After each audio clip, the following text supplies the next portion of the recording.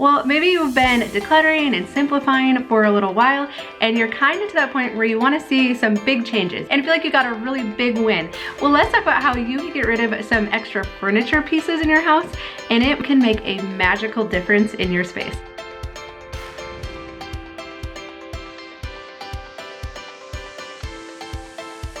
Well, hi, I'm Dawn from The Minimal Mom, and we are all natural hoarders. Truly, we all have this biological instinct to stock up when we see excess. It's meant to carry us through seasons of lack or drought or through the winter, but unfortunately, we don't really have those seasons anymore, but we still have this instinct. And so once we recognize it, a lot of times we can see it in the way we put furniture in our houses, because for most of us, our houses become a little too full. So today, let's talk about some questions that you can ask yourself just to help decide.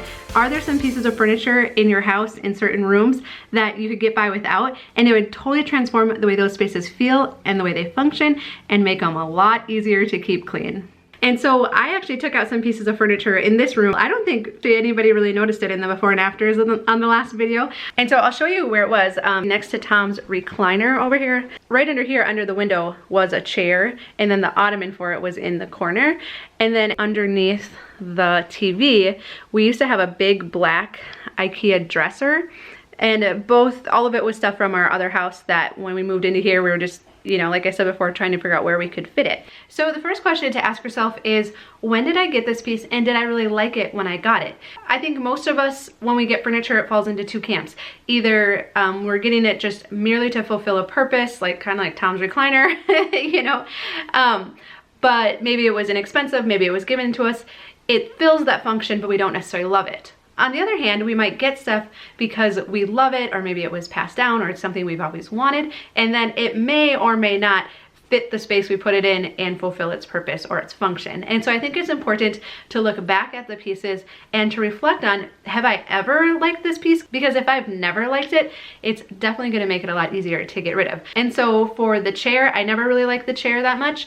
We got it because we needed a place for me to sit when we lived in my parents' basement. So Tom had his recliner, that's been with us for the long haul, and then I needed a spot, so we got the chair for that purpose. We got it because it was the least expensive option at the time.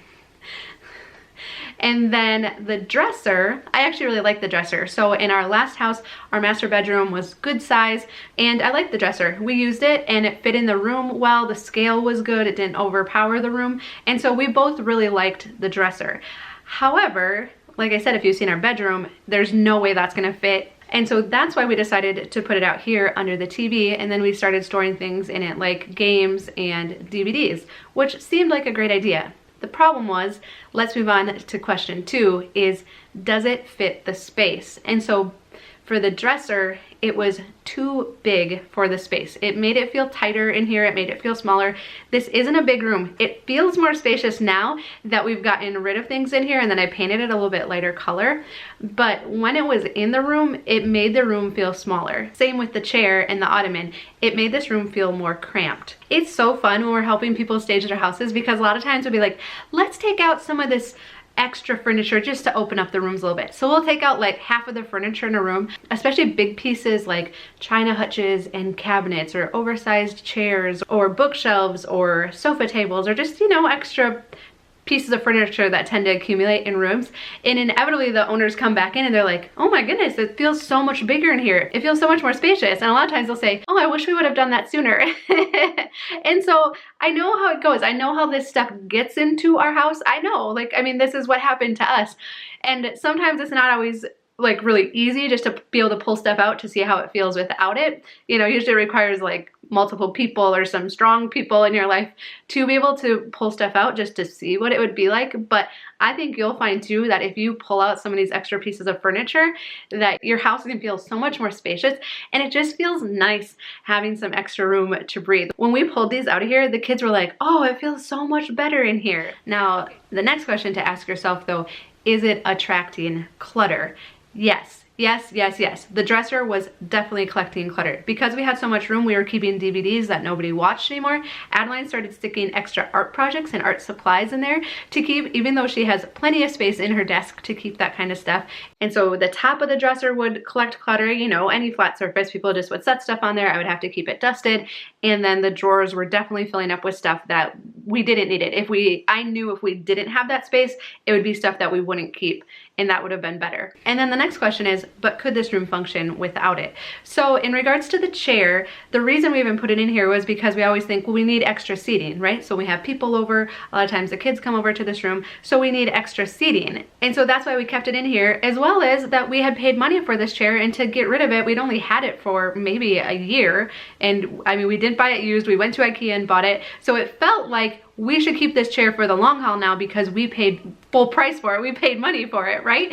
And so those were the two reasons we were keeping it: guilt and for extra seating. And now as far as extra seating, I'm really learning to not make our house function for just the occasional things that come up, like having people over. And so yes, when we have people over, we want them to have a place to sit, obviously.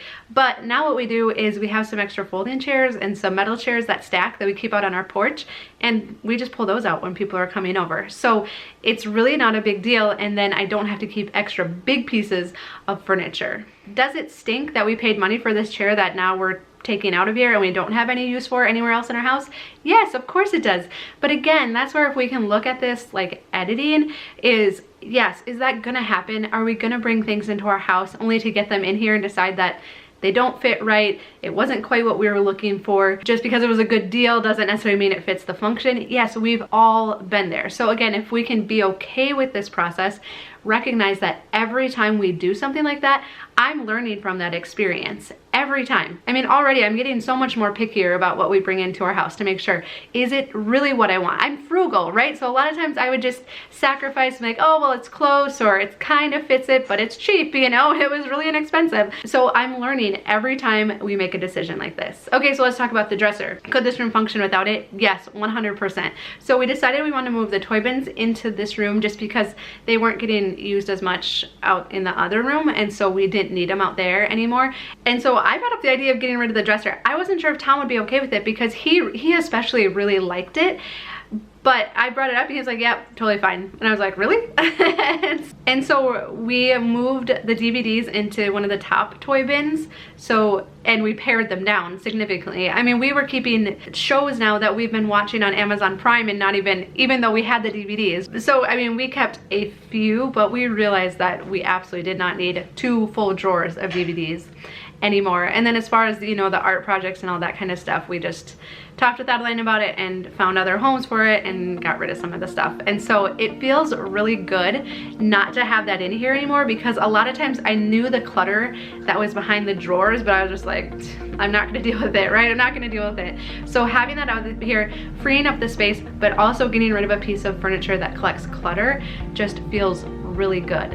And along these lines, you know, asking ourselves, would this room be easier to take care of if this wasn't in here? Would it be easier for the kids to help me keep this room clean if this wasn't in here? Like the dresser drawers, what would they do? Open it, shove stuff in, close the drawer. I'm like, oh my goodness, you know, like stop doing that. And even the top, like, was twice as big as the top of the toy bins, and there was just always stuff on it. And so it's so much easier to keep clean now. I mean, is it fun to have like cool cabinets and china hutches or bookshelves or things to, you know, put stuff out and to decorate it and to show off pretty things? It is, but you have to decide for yourself, what season of life are you in? Is it realistic right now for you to take care of that? Is it enjoyable? Is it adding to your life and to your home experience? Or are you like us, where you're like, we're just in a busy season right now? I mean, I think anyone with kids, no matter how careful you are with your schedule and your workload, it just takes time to raise kids. And I would rather have time with them than keeping my house clean or dusting knickknacks and all of that. But again, you decide that for yourself and you decide where the line is. I'm just hoping today to give you permission that it is absolutely okay to get rid of stuff, and that certainly we shouldn't hang on to it just because we spent money on it or even because someone gave it to us. I know that can be difficult, but ultimately we really have to do what's best for our family.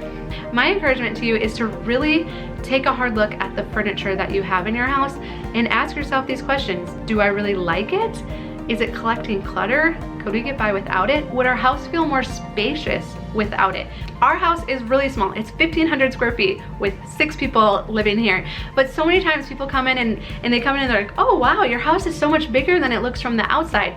Well, it's not necessarily that it's bigger, it just feels bigger because we've gotten rid of a lot of the culturally expected furniture in here. Every time we take something out of a room, I'm like, wow, it just feels so much better. And then the kids echo the same thing. So I hope this helps. If you haven't had a chance to check out part 1 of editing your space, a different approach to simplifying and decluttering, be sure to check that out. Again, it is not about perfection, and none of us always get it right 100% of the time. So grace to you as you make these decisions. And I certainly hope you subscribe so that you're notified when new videos are released and we can keep in touch. A thumbs up is so kind of you and always appreciated, and I look forward to visiting with you again soon.